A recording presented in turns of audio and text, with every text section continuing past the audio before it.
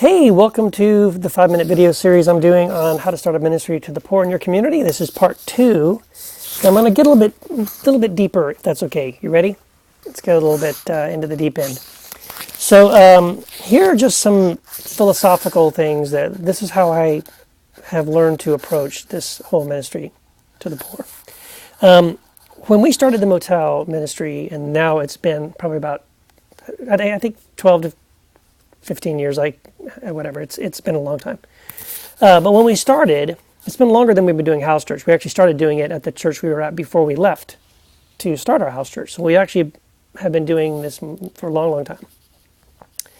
And when we started at the motel, really all we did was show up and bless people. I mean, we would come and have games for the kids and a bounce house and puppet shows, and we did hot dog cookouts, and all we did was show up consistently and bless people. And I mean, we didn't preach a sermon. I also, this is just a big thing for me. I never wore a t-shirt, because that church we were at before had t-shirts and, a lot of stuff, marketing stuff. In other words, I never used ministry to the poor as a way to market our church. I would encourage you to think about doing the same. And here's why. Our goal, and you need to think about your goal, but our goal for the ministry was simply to demonstrate to people who were in poverty that God loved them, He saw them, He knew their need, and He cared about them. And we wanted to demonstrate to them in tangible ways the love of Christ, not with any strings attached. And so the last thing I wanted was for someone to see, a bunch of Christians are coming and doing something to bless us. Well, I think the first question would be, why? And too often, the answer to that question is, why? Oh, they want something from me. They want me to join their church. They want me to start tithing. They want me to, whatever, in other words, they want something from me. And I wanted to make sure that there was never a question of that. In fact, what I wanted to do was to bless them so much without any strings attached that they would have, and to be consistent about it. Consistency is so vital. To consistently show up and just love on them and bless them, that they would come up and ask me, why do you guys keep coming and doing this? Because it's not obvious at first what we're getting out of it. Why would you do this? And you know what? It worked, because people did eventually start asking us, why are you doing this? And then we got to say, you know what? Because we recognize that we're just like you, that, therefore the grace of God, any of us could be in a situation that you find yourself in. And many of us, by the way, have in our life have struggled financially, have been in places that, have been difficult. And so simply because Jesus has called us to love everyone, to bless people, to be proactively loving people the way He has loved us, we're here just to do that in obedience to Jesus. We want to be a blessing to you. Jesus has loved us in such a beautiful way. We want to share that love with everybody. And so, again, consistency is key. Show up. Be regular, be consistent as much as you can. And then again, don't use this as a way to market your church or your ministry. I can tell you a funny story, maybe I'll do it in the next video. Along those lines, there's something really funny that happened about that. I would also say you're going to get burned.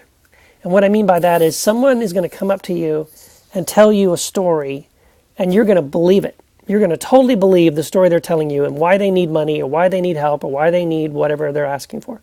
And you, out of sincerity in your heart, you're going to give them the money, you're going to pay for what they're asking for, you're going to do something, and then you're going to find out they lied to you. It's going to happen. I'm going to just tell you right now, you're going to get burned. But can I tell you that's a good thing? And you need to see that as a gift of God. I have learned more. Most of what I've learned has been from getting burned. The trick is this. When you get burned, do you still love that person? Can you go back to that person, assuming they haven't, disappeared?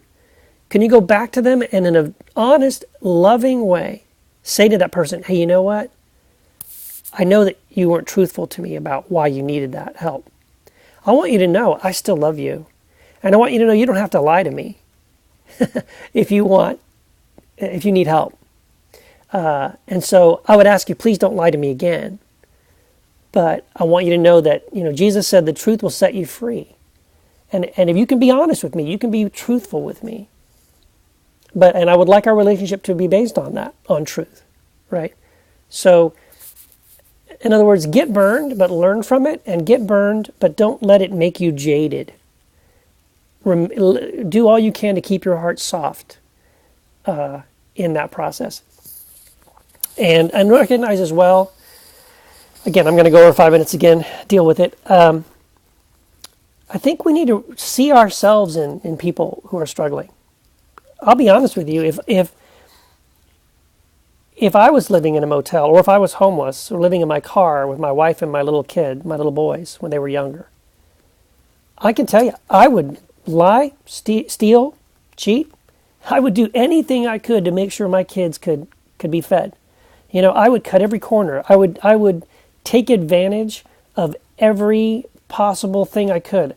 I would game the system in any way that I could. You know what I mean?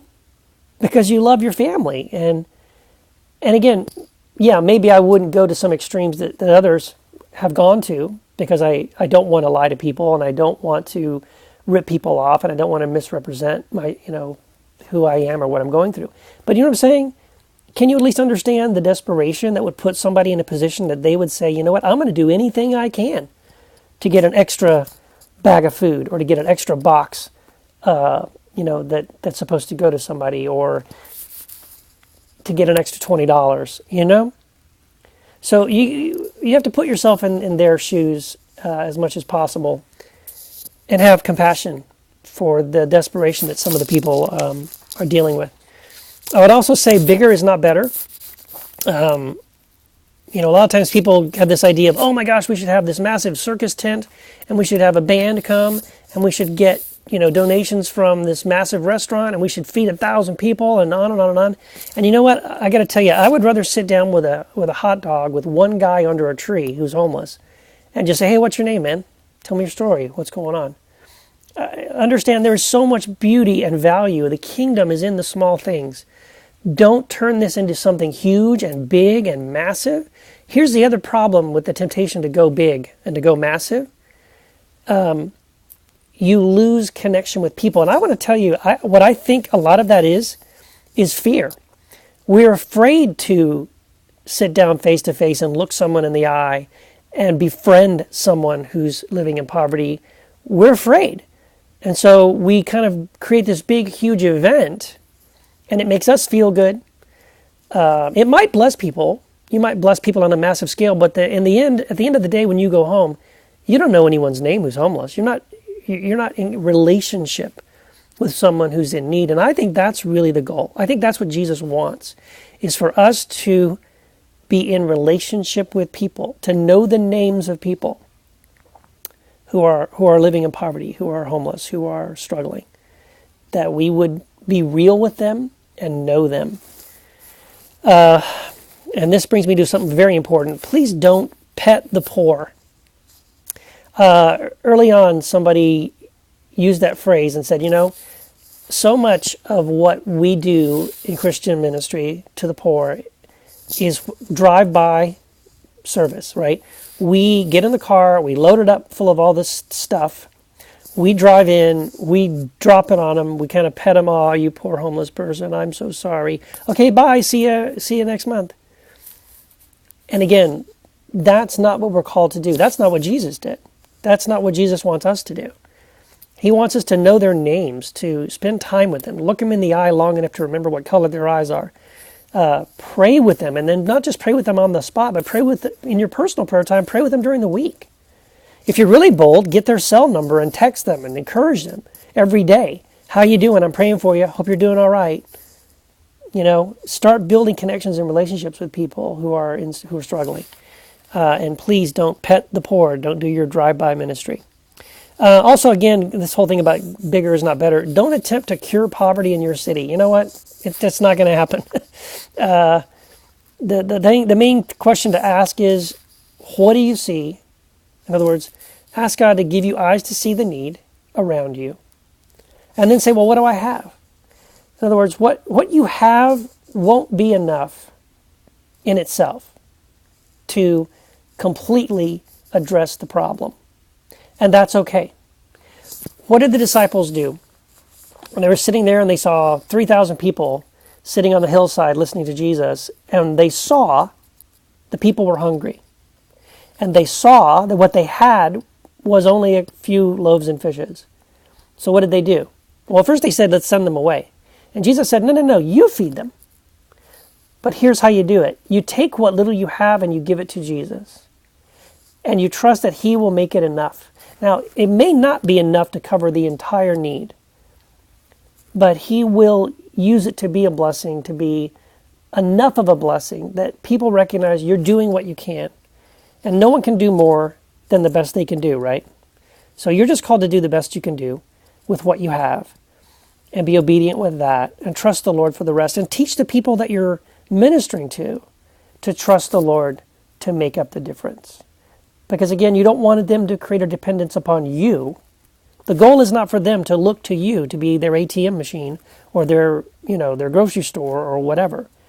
The goal is to love them in the name of Jesus, to be a blessing to them, to be a reminder to them of the goodness of God in the land of the living, to befriend them, to know them, to be in relationship with them, and for you to, through that process, point them to Jesus and help them to learn how to depend on Jesus for their needs. Man, I didn't make it very far, did I? I guess we're going to have to do another video and finish this up in part 3, but thanks for listening. Again, subscribe, ask any questions you have in the video, comments below or on Facebook or on my Twitter, and we'll continue. God bless. Bye-bye.